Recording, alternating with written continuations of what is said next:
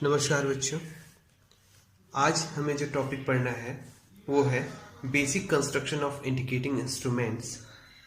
इसको पढ़ने के बाद पढ़ेंगे इंडिकेटिंग इंस्ट्रूमेंट के क्या एसेंशियल्स हैं उसके बारे में। सबसे पहले हम इंडिकेटिंग इंस्ट्रूमेंट का बेसिक कंस्ट्रक्शन समझ लेते हैं कि इसमें बेसिक कंस्ट्रक्शन या संरचना में क्या चीज़ें होती हैं। तो इसको आप समझेंगे तो आप पाएंगे कि इसमें एक पाइवोटेड स्पिंडल होता है। पाइवोटेड स्पिंडल होता है, इसका मतलब ये है कि ये नीचे और ऊपर दोनों साइड से पाइवोटेड है, यानी कि कीलित है, अतः ये अपनी जगह पर मूव करने के लिए स्वतंत्र है। इस तरह से, ठीक है। इस पाइवोटेड स्पिंडल से एक पॉइंटर जुड़ा होता है जिसको संकेतक कहते हैं। ये पॉइंटर क्या करता है, कैलिब्रेटेड स्केल पर, जो कैलिब्रेटेड या अंशांकित स्केल है, उस पे हमें मापी जाने वाली राशि का मान बताता है, ठीक है। यानी कि जो बेसिक कंस्ट्रक्शन है उसमें एक पाइवोटेड स्पिंडल होगा जो दोनों साइड से पाइवोटेड होगा, ठीक है, ऊपर और नीचे से। और इसी पर पाइवोटेड स्पिंडल से एक पॉइंटर जुड़ा होगा या संकेतक जुड़ा होगा। ये क्या करेगा, कैलिब्रेटेड स्केल पर हम जो वैल्यू, मतलब जो क्वांटिटी को मेजर कर रहे हैं उसकी मेजर्ड वैल्यू को शो करेगा या इंडिकेट करेगा, ठीक है। इंडिकेट क्योंकि ये करता है हमारे मेजर्ड वैल्यू को, इसलिए इंडिकेटिंग इंस्ट्रूमेंट है, ठीक है। ये बेसिक कंस्ट्रक्शन है। इसके अलावा इसमें डिफ्लेक्टिंग सिस्टम कनेक्टेड होगा। डिफ्लेक्टिंग सिस्टम मतलब ऐसा सिस्टम जो कि इस स्पिंडल को या इस पॉइंटर को क्या करे, डिफ्लेक्ट करे। डिफ्लेक्ट, मान लीजिए 0 पोजीशन पे है और कोई वैल्यू मेजर कर रहे हैं तो वो डिफ्लेक्ट होगा, तभी तो हमें वो वैल्यू पता चलेगी। यानी कि डिफ्लेक्टिंग सिस्टम होगा, डिफ्लेक्टिंग मैकेनिज्म होगा। इसके अलावा कंट्रोलिंग मैकेनिज्म होगा और डैम्पिंग मैकेनिज्म होगा, ठीक है। तो बेसिक ये आपने इसलिए पढ़ा है क्योंकि इसके बाद जब भी आप डायग्राम बनाएंगे या इसके कंस्ट्रक्शन समझेंगे तो आपको आसानी होगी। डिफ्लेक्टिंग सिस्टम कैसा इस्तेमाल करना है, डैम्पिंग सिस्टम कैसा इस्तेमाल करना है, या कंट्रोलिंग कैसा इस्तेमाल करना है, वो इंस्ट्रूमेंट बाय इंस्ट्रूमेंट चेंज होता है और उसके बारे में अगले टॉपिक में हम पढ़ने वाले हैं। नेक्स्ट जो हम पढ़ने वाले हैं टॉपिक, उसका नाम है एसेंशियल्स ऑफ इंडिकेटिंग इंस्ट्रूमेंट। बच्चों, कोई भी इंडिकेटिंग इंस्ट्रूमेंट होगा उसमें 3 चीजें जरूर होंगी। पहला डिफ्लेक्टिंग टॉर्क, दूसरा कंट्रोलिंग टॉर्क और तीसरा डैम्पिंग टॉर्क, ठीक है। डिफ्लेक्टिंग टॉर्क जैसा नाम से स्पष्ट है कि डिफ्लेक्ट करने का काम करता है। किसी भी इंडिकेटिंग इंस्ट्रूमेंट में हमें अगर कोई क्वांटिटी को मेजर करना होता है किसी भी इंडिकेटिंग इंस्ट्रूमेंट के थ्रू, तो उसमें हमने आपको बताया था कि एक पॉइंटर होता है जो कि कैलिब्रेटेड स्केल पर किसी भी क्वांटिटी का मान शो करता है। तो अगर ये 0 पोजीशन पे है और इसको कोई वैल्यू शो करना है तो इसको डिफ्लेक्ट होना पड़ेगा। किस पर? स्केल पर। तो डिफ्लेक्ट होने के लिए हमको क्या चाहिए, एक टॉर्क चाहिए, और उस टॉर्क को उत्पन्न करने के लिए एक मैकेनिज्म चाहिए, ठीक है। तो डिफ्लेक्टिंग टॉर्क किस लिए प्रयोग होगा? डिफ्लेक्टिंग टॉर्क पॉइंटर को स्केल पर मूव कराएगा, ठीक है। कितनी क्वांटिटी में? उतनी क्वांटिटी में जितने हमको मेजर करनी है या जो हमने मेजर की है। तो उसके अनुसार, मेजर्ड क्वांटिटी के अनुसार क्या होगा, इस पॉइंटर में डिफ्लेक्शन मिलेगा। तो डिफ्लेक्शन कैसे प्राप्त होगा? डिफ्लेक्टिंग टॉर्क से, ठीक है। अगर मान लीजिए इस पूरे सिस्टम में सिर्फ डिफ्लेक्टिंग टॉर्क हो तो क्या होगा? अगर इस पूरे सिस्टम में सिर्फ डिफ्लेक्टिंग टॉर्क होगा तो आपको इधर की ओर टॉर्क लगा, इस पॉइंटर पर इस डायरेक्शन में टॉर्क लगा, तो वो क्या करेगा, पॉइंटर को ले जाके आखिरी पोजीशन, जो लास्ट जहां स्केल एंड होती होगी, वहां पे जाके पॉइंटर रुक जाएगा। यानी कि हर बार चाहे कोई भी वैल्यू हो, कोई भी मैग्नीट्यूड हो हमारी क्वांटिटी का, हमारे हमेशा क्या करेगा, डिफ्लेक्टिंग टॉर्क की वजह से पॉइंटर लास्ट में जाके रुकेगा। ठीक है, क्योंकि आपको पता है कोई अपोजिट टॉर्क नहीं काम कर रहा है। तो ऐसी स्थिति में सही मेजरमेंट तो मिलेगा नहीं, तो उसके लिए हमको क्या जरूरत पड़ती है, कंट्रोलिंग टॉर्क की जरूरत पड़ती है। कंट्रोलिंग टॉर्क क्या करता है, इस डिफ्लेक्टिंग टॉर्क के अपोजिट फोर्स लगाता है। ठीक है, तो इस अपोजिट फोर्स की वजह से जहां पर डिफ्लेक्टिंग टॉर्क और कंट्रोलिंग टॉर्क दोनों बैलेंस होते हैं, वहां पर हमारा पॉइंटर रुकता है। ठीक है, इसके लिए अलग अलग मैकेनिज्म इस्तेमाल होते हैं, उसके बारे में और डिटेल में अभी आगे पढ़ेंगे।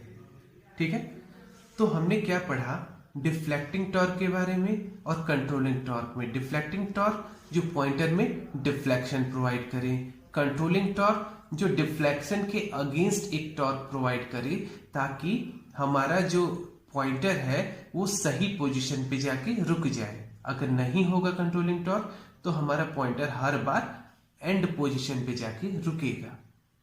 ठीक है, तो डिफ्लेक्टिंग और कंट्रोलिंग टॉर्क का आपने प्रयोग समझा कि इसकी उपयोगिता समझी। नेक्स्ट जो है डैम्पिंग टॉर्क।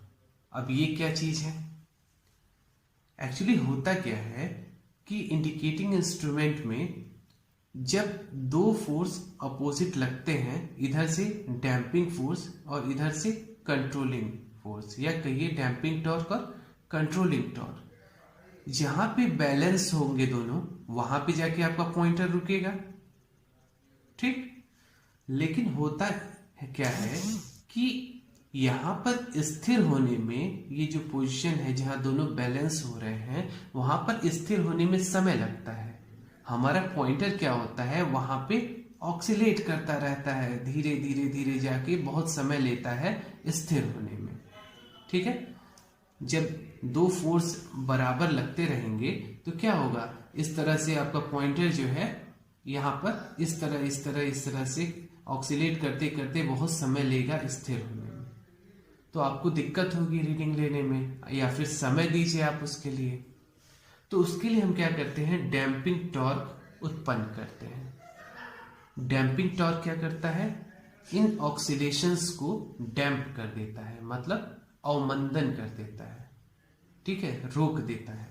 तो इससे क्या होता है, हमारा पॉइंटर जल्दी एक पोजीशन में स्थिर हो जाता है। ठीक है, तो इंडिकेटिंग इंस्ट्रूमेंट्स की क्या मेन हमारे एसेंशियल्स हैं या रिक्वायरमेंट्स हैं, 3 एसेंशियल्स हैं, डिफ्लेक्टिंग टॉर्क, कंट्रोलिंग टॉर्क और डैम्पिंग टॉर्क। तीनों का आपने कारण समझा, क्यों प्रयोग होते हैं। डिफ्लेक्टिंग टॉर्क पॉइंटर को डिफ्लेक्ट करने के लिए, कंट्रोलिंग टॉर्क पॉइंटर के डिफ्लेक्शन के अगेंस्ट टॉर्क होता है, जो कि उसको सही पोजीशन पर जाकर स्थिर होने में मदद करता है। डैम्पिंग टॉर्क क्या होता है, जहां पर टीडी और टीसी यानी कंट्रोलिंग टॉर्क और डिफ्लेक्टिंग टॉर्क बैलेंस होते हैं, वहां पे क्योंकि पॉइंटर बहुत तेजी से ऑसिलेट करता है या उसमें वाइब्रेशन होते रहते हैं इस तरह से, तो उसको डैम्प करने का काम क्या करता है, डैम्पिंग टॉर्क करता है। तो डैम्पिंग टॉर्क की वजह से हमारा पॉइंटर जल्दी स्थिर होता है और हम सही से रीडिंग ले पाते हैं। ठीक है, तो ये हुए एसेंशियल्स ऑफ इंडिकेटिंग इंस्ट्रूमेंट। अब इन सब के बारे में हम डिटेल से पढ़ेंगे।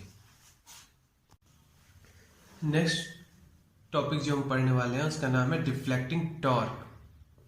ठीक है, 3 तरह के टॉर्क हमने पढ़े, डिफ्लेक्टिंग, कंट्रोलिंग और डैम्पिंग टॉर्क। उसमें पहला है डिफ्लेक्टिंग टॉर्क।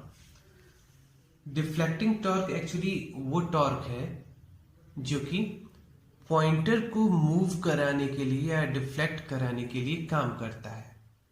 ठीक है, तो कोई भी इंडिकेटिंग इंस्ट्रूमेंट है उसमें एक मैकेनिज्म होगा जो डिफ्लेक्टिंग टॉर्क प्रोवाइड करेगा। ठीक है, अब डिफ्लेक्टिंग टॉर्क प्रोवाइड होगा कैसे, उसके लिए जो भी क्वांटिटी आप मेजर कर रहे हैं, मान लीजिए आप करंट मेजर कर रहे हैं या वोल्टेज मेजर कर रहे हैं, जो भी मेजर कर रहे हैं वो सिस्टम क्या करेगा, उसी क्वांटिटी का यूज करेगा और डिफ्लेक्टिंग टॉर्क प्रोवाइड करेगा। हम जानते हैं कि करंट और वोल्टेज, बेसिकली हम करंट की बात करें तो उसकी कुछ प्रॉपर्टीज होती हैं, ठीक है, और उसके कुछ इफेक्ट होते हैं जिसकी वजह से या जिसका प्रयोग करते हुए हम डिफ्लेक्टिंग टॉर्क उत्पन्न कर सकते हैं, ठीक है। वो कौन से इफेक्ट्स हैं देखिए, नोट डाउन कर सकते हैं आप। जैसे मैग्नेटिक इफेक्ट है, करंट जब किसी कंडक्टर से फ्लो होता है तो वो मैग्नेटिक इफेक्ट भी प्रोवाइड कर सकता है। उसका इलेक्ट्रोडायनेमिक इफेक्ट भी हो सकता है। डायनोमो के बारे में आपने पढ़ा होगा, जनरेटर मोटर एक्शन के बारे में। वो डायनोमो क्या है, इलेक्ट्रोडायनेमिक इफेक्ट की बात कर रहे हैं। Electromagnetic induction effect, thermal effect, chemical effect, electrostatic effect, ये जो है ये मेन इफेक्ट्स हैं करंट या वोल्टेज के, जिनका प्रयोग करते हुए हम क्या कर सकते हैं, डिफ्लेक्टिंग टॉर्क उत्पन्न कर सकते हैं। ये जो सारे हमने लिखे हैं इफेक्ट्स, इसके अनुसार अलग अलग तरह के इंस्ट्रूमेंट बनाए जाते हैं या उनका नाम अलग अलग होता है। जैसे मैग्नेटिक इफेक्ट का प्रयोग करने वाला अगर इंडिकेटिंग इंस्ट्रूमेंट है तो वो मूविंग आयरन टाइप का इंस्ट्रूमेंट होगा। अगर इलेक्ट्रोडायनेमिक इफेक्ट का प्रयोग कर रहा है तो वो एमसी टाइप का या मूविंग क्वाइल इंस्ट्रूमेंट होगा, या फिर डायनमोमीटर टाइप इंस्ट्रूमेंट होगा। इलेक्ट्रोमैग्नेटिक इंडक्शन इफेक्ट का अगर प्रयोग कर रहा है तो वो इंडक्शन टाइप इंस्ट्रूमेंट होगा। Thermal effect hot wire instrument होगा। केमिकल इफेक्ट इलेक्ट्रोलाइटिक इंस्ट्रूमेंट होगा। इलेक्ट्रोस्टैटिक इफेक्ट अगर क्रिएट कर रहा है तो वो इलेक्ट्रोस्टैटिक वोल्टमीटर होगा। तो ये सब जो है ये मेन हमारे टाइप्स ऑफ इंस्ट्रूमेंट है, और वो किस तरह के डिफ्लेक्टिंग टॉर्क प्रोवाइड करते हैं या डिफ्लेक्टिंग टॉर्क किस इफेक्ट की वजह से प्रोवाइड होते हैं, उसकी वजह से ये सारे इंस्ट्रूमेंट बने हैं, ठीक है। बाकी रही बात कंट्रोलिंग टॉर्क और डैम्पिंग टॉर्क की, तो वो थोड़ा और डिटेल है, उसके बारे में नेक्स्ट लेक्चर में पढ़ेंगे। यहां पर बात करेंगे डिफ्लेक्टिंग टॉर्क की। तो डिफ्लेक्टिंग टॉर्क के ये जो सारे इफेक्ट्स हैं, इसके बारे में कैसे ये इफेक्ट क्रिएट होते हैं उस इंस्ट्रूमेंट में, वो हम जब अलग अलग इंस्ट्रूमेंट के बारे में पढ़ेंगे तभी उसी के साथ हम इसको स्टडी कर लेंगे। अभी सिर्फ हमें इसका ब्रीफ जानना है कि डिफ्लेक्टिंग टॉर्क कौन कौन से इफेक्ट की वजह से क्रिएट होता है, ठीक है। और जब उस पर्टिकुलर इंस्ट्रूमेंट के बारे में पढ़ेंगे तो डिटेल उसका पढ़ेंगे, ठीक है। इस लेक्चर में बस इतना ही। अगर कोई डाउट आपकी है, क्वेरी है, तो आप कमेंट सेक्शन में पूछ सकते हैं।